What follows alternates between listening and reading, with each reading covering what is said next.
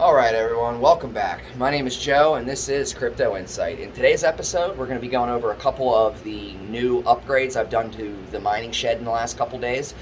First thing, we'll address the elephant in the room. I cut a hole in the wall. I felt froggy enough to actually try and frame out a door by myself. So we're going to take a look at that, see how it turned out, and we're going to see how hard it was or how easy it was to do. We're also going to take a look at these inline fans that I've had up here in the ceiling. If you've been following the channel for any length of time, I've actually talked about these a lot. There's another one right over here, and then I actually have another one right here in the box. So we're going to actually talk about those. We're going to talk about how much power they use, how much money it costs to run them, and why exactly I've opted to not use them all that much. I'm still going to use them, just not all the time like I was planning on it. So before we get into this video, let's take a second and hit that thumbs up button and hit the subscribe button. It helps the YouTube algorithm recognize my videos, and I would just like to say we are growing here at a pretty rapid rate.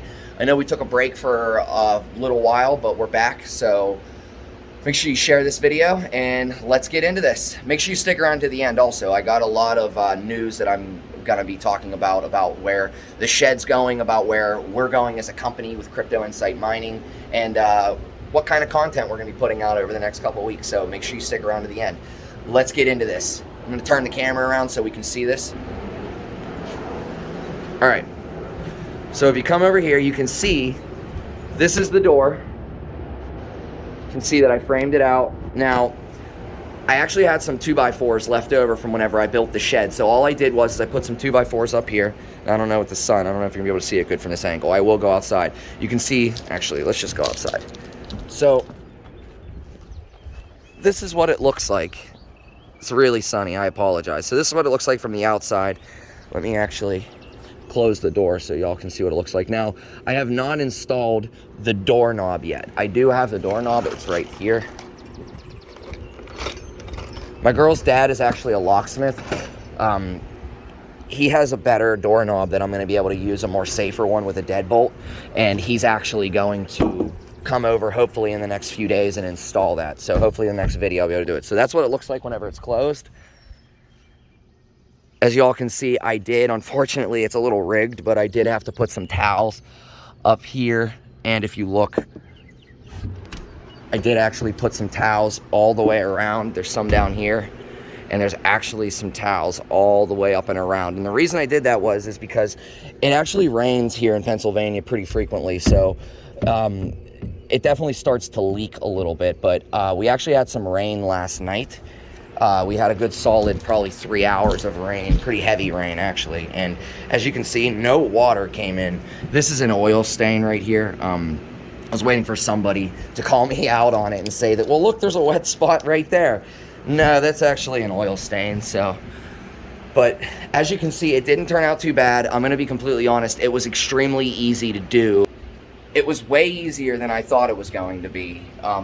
The hardest thing was to do was, when I had the hole in the wall, was to take the circular saw and cut the actual frame out of the door, because I was a little nervous to cut into the wall to see if there was going to be any 2x4s or anything I was cutting into. But once I got in there, I realized there wasn't much in the wall, and I didn't insulate this. If you watch any of my other videos, you'll notice whenever I made this shed, I didn't insulate it on purpose because I wanted it to be able to get rid of the heat. I didn't want it to hold it. So there wasn't anything really inside the walls to cut into. So yeah, I'm going to jump on over here to the ventilation. I'm going to get this phone back on a tripod so y'all can see me. I'm going to pause for 1 second here.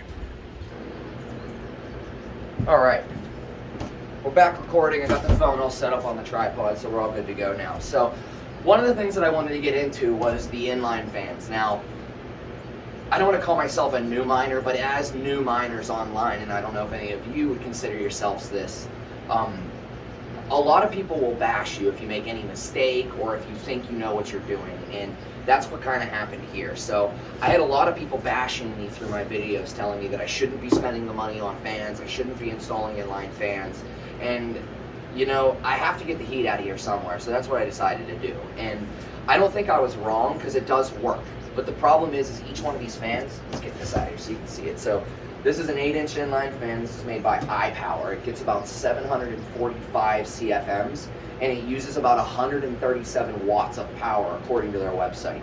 Now, I did actually plug this into a watt meter, and it only came up at about 130 watts coming from the wall, which if you do the math on this plus 3 other ones running 24/7 for a month, it's going to come out to be right around $27 for all 4 of these running, which isn't terrible, but when you're running a business and you're trying to push your bottom line as far as you can, and you're trying to raise your profits as high as you can, $30 basically a month is a lot of money. So I started thinking, how can I get rid of these fans, or at least limit using them so much? And what I came up with was the door. Now, Mother Nature, we all know, is way stronger and way better than any fan. So when the air blows in through here, it comes this way, just like when the air goes this way, it blows that way. It removes all of the air in here. Now, one of the mistakes that I made when I first started getting into mining was I thought you had to cool the air down. Here you have to remove the air. You don't cool it, you remove it. And I'm just removing it even faster now, which is awesome. All of my rigs, considering it's about 50 degrees outside, all of my rigs are running at about 50, 55 degrees Celsius, which is about 4 or 5 degrees cooler than what they were running with the fans running. So not only am I saving $30 worth of electricity every month, but I don't have to use the fans, and it cools it for free. So it's a lot of positives, and so that's why I decided to do that. But there's no getting around using them all the time. Like when it rains outside, I'm gonna have to turn them on. There's no way to get all the heat out of this shed without turning them on. And when it's snowing, just like that as well. These screen curtains don't keep the rain, and it's not gonna keep the snow out of here. So it's not really that big of a deal. I just got to make sure I close the doors. My wife works from home, and I'm home pretty frequently, so it's not like we're not here to watch the weather and make sure that the doors are closed. So I won't ramble on about that anymore.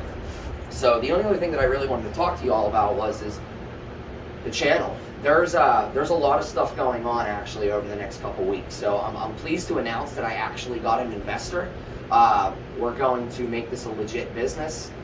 A lot of things are going to be changing, so over the next couple weeks there's going to be a lot of rigs being built, a lot of new cards, and a lot of new parts tried, stuff that I've never really tried before. So we've got to make sure we're going to be learning. We're going to be learning a lot as we go here. Also, there's going to be some renovations done right here in the shed. We're going to be getting some racks to put all the rigs on. There's probably going to be about 30 rigs when we're all said and done. There's also going to be, I have my electrician coming in on Monday. His name is Ed. He's going to be coming in on Monday to take all of these current stuff that I have in here, these 110 or 115 outlets, and he's going to actually run 240 lines through here and put 30 amp circuits.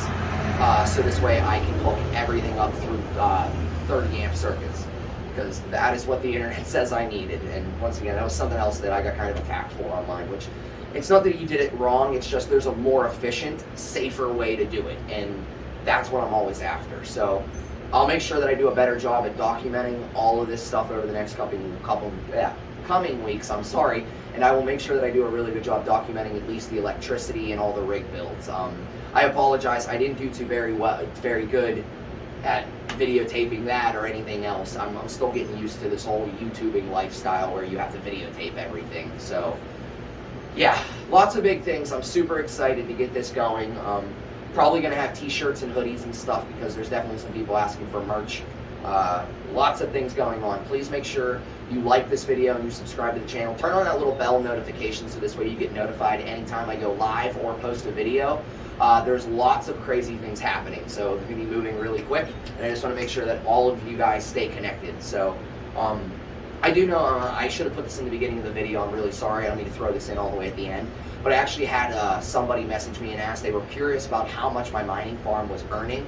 Currently, right now, with 35 GPUs and the way that the market is, I'm earning about $4,000 a month. That's about 0.1 and some change BTC per month, which isn't bad considering how the landscape is changing right now with Ethereum 2.0 coming in the merge and everything like that. So just wanted to answer that question in the end. If any of you are interested in some of my referral links down below, I got crypto.com, I got BlockFi, Gemini, there's even CryptoTab. Probably going to do a video in the next week or two about CryptoTab just to show where I'm at with it. I do still use it, and I do still have a couple phones mining, so we will get into that later.